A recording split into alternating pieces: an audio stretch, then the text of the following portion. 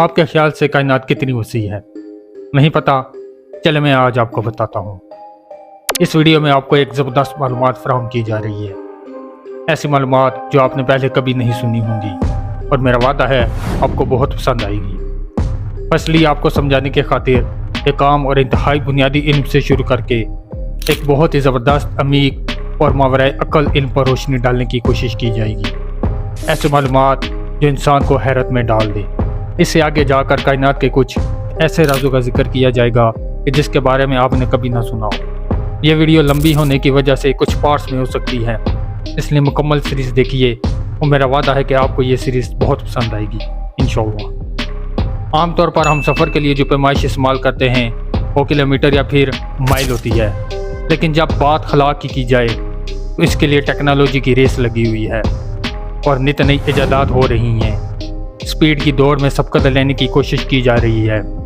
وہیں اگر بات تیز ترین ہوائی جہاز کی رفتار کی جائے تو اس کو ماپنے کے لیے میک کی اکائی استعمال کی جاتی ہے، جبکہ ایک میک تقریباً 1234 کلومیٹر کے برابر ہوتا ہے۔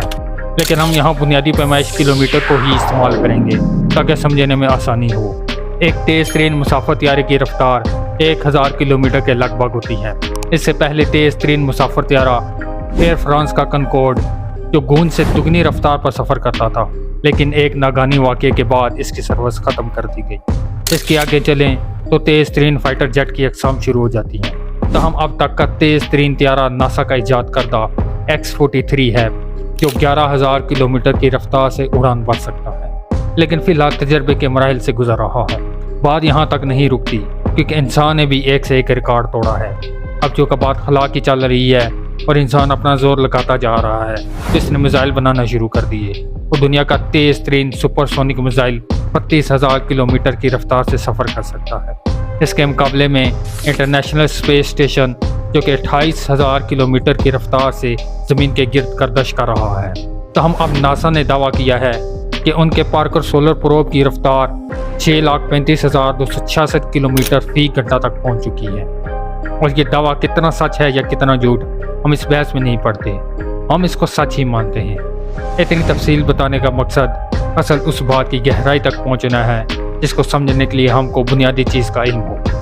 اب ہم بات کرتے ہیں روشنی کی رفتار کی، جو دنیا کا سب سے تیز ترین ذریعہ ہے، جس کی رفتار 2,99,792 کلومیٹر فی سیکنڈ ہے۔ یہاں ایک بات غور طلب ہے کہ جو اوپر تمام رفتار کا ذکر ہوا ہے وہ کلومیٹر فی گھنٹہ ہے، لیکن روشنی کی رفتار فی سیکنڈ کی بات ہو رہی ہے، جو دنیا کی ایک انتہائی تیز رفتار ہے، اور سائنسدان کے مطابق اس سے تیز رفتار کوئی اور چیز نہیں ہو سکتی۔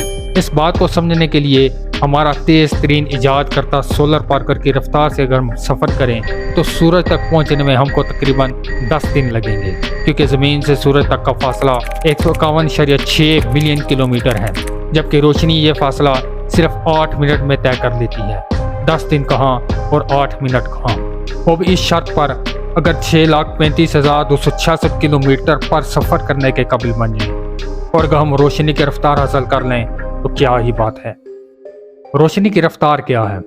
اس کو عام الفاظ میں سمجھنے کے لیے آپ کو بتاتا چلوں کہ روشنی ہماری زمین کے گرد 1 سیکنڈ میں 7.5 چکر کاٹ لیتی ہے، یعنی آپ آنکھ جھپکائیں تو روشنی زمین کے 7 چکر کاٹ لے۔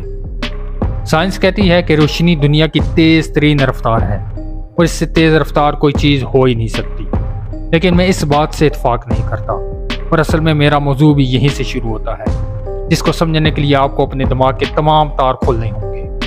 انسان اتنی ترقی کر چکا ہے کہ وہ اپنا قدم دور دراز خلا میں رکھنے کی سوچ رہا ہے، اور انسان ابھی تو اس قابل نہیں ہوا کہ وہ روشنی کی رفتار سے سفر کرے اور قابل مشاہدہ کائنات گھوم سکے، لیکن 1 سیکنڈ کے لیے ہم یہ بھی مان لیتے ہیں کہ ہم نے روشنی کی رفتار حاصل کر لی، تبھی کیا ہم اس قابل ہیں کہ ہم پوری کائنات گھوم سکیں؟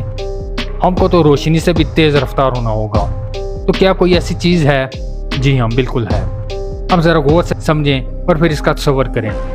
ہماری آنکھ روشنی کو شبیہ میں تبدیل کرتی ہے اور ہمیں دیکھنے کی صلاحیت فراہم کرتی ہے، یعنی روشنی ہماری آنکھ سے ٹکراتی ہے اور آپٹک نرو روشنی کو برقی سگنل میں تبدیل کر کے دماغ کو یہ سگنل بھیجتے ہیں، جو کہ ہماری بصری عصب تک پہنچتے ہیں اور ایک شکل نظر آتی ہے۔ یہ تو عام مشاہدے کے دوران ہوتا ہے، جہاں روشنی براہ راست ہم تک پہنچتی ہے اور ہم ہر چیز کو دیکھنے کے قابل ہوتے ہیں، مثلا سورج، چاند اور زمینی اشیاء۔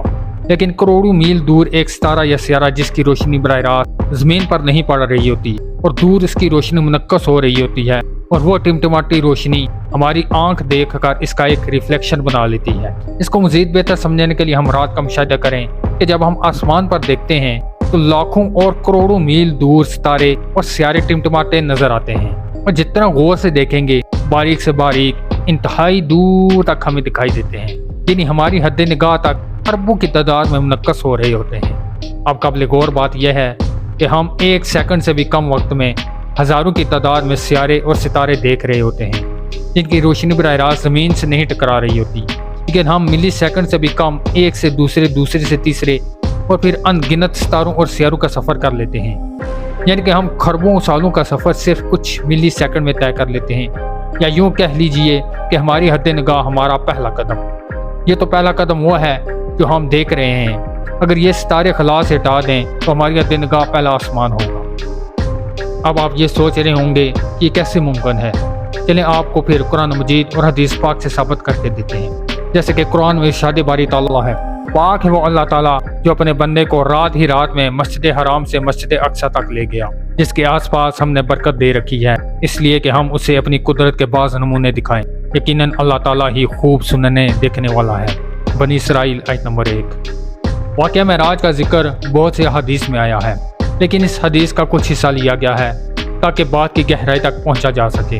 حضرت انس بن مالک رضی اللہ تعالیٰ عنہ سے روایت ہے کہ رسول اللہ صلی اللہ علیہ وسلم نے فرمایا، میرے پاس براق لایا گیا، وہ ایک سفید رنگ کا لمبا چوپایا ہے، گدھے سے بڑا اور خچر سے چھوٹا، اپنا سم وہاں رکھتا ہے جہاں اس کی نظر کی آخری حد ہے۔ پھر آپ صلی اللہ علیہ وسلم نے فرمایا، میں نے اس کو اسی حلقے یعنی کنڈے سے باندھ دیا جس کے ساتھ انبیاء علیہ السلام اپنی سواریاں باندھتے تھے۔ پھر فرمایا، پھر میں مسجد میں داخل ہوا، اس میں 2 رکعتیں پڑھی، پھر وہاں سے نکلا تو جبریل علیہ السلام میرے پاس ایک برتن شراب کا اور ایک دودھ کا لے آئے۔ میں نے دودھ کا انتخاب کیا تو جبریل علیہ السلام نے کہا، آپ نے فطرت کو اختیار کیا ہے۔ پھر وہ ہمیں لے کر آسمان کی طرف بلند ہوئے۔ جبریل علیہ السلام نے دروازہ کھولنے کو کہا تو پوچھا گیا، آپ کون ہیں؟ کہا، جبریل ہوں۔ پھر پوچھا گیا، آپ کے ساتھ کون ہے؟ کہا، محمد صلی اللہ علیہ وسلم ہیں۔ پھر کہا گیا، اور کیا انہیں بلوایا گیا تھا؟ جبریل علیہ السلام نے کہا، بلوایا گیا تھا۔ اس پر ہمارے لیے دروازہ کھول دیا گیا۔ ایک طویل حدیث جس میں واقعہ معراج کی مکمل تفصیل ہے۔ اگر یہ میں حدیث پوری پڑھوں تو یہ ویڈیو بہت زیادہ لمبی ہو جائے گی، اس وجہ سے جو اس کا متعلقہ پورشن ہے وہ میں یہاں پہ پڑھ رہا ہوں۔ اب ذرا تصور کیجئے کہ جہاں اس کے نظر وہاں اس کا قدم۔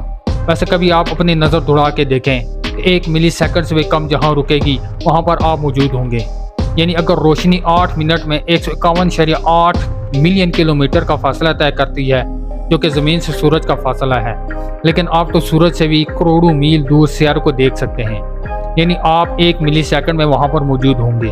لیکن ایک بہت ہی مزے کی بات کہ آخر ہماری نظر کی انتہا کیا ہے؟ ہماری نظر کی انتہا کی کوئی پیمائش ہے ہی نہیں، یہ ایک لامحدود ہے، اور کچھ اجسام ایسے ہیں کہ جن کی روشنی ابھی خلا میں سفر کر رہی ہے اور ہماری قابل مشاہدہ کائنات میں داخل بھی نہیں ہوئی، اور اگر اس کی ایک جھلک نظر آتی ہے تو اگلے لمحے آپ کا قدم وہاں ہوگا۔ لیکن میں اپنی نظر کی بات کیوں کر رہا ہوں؟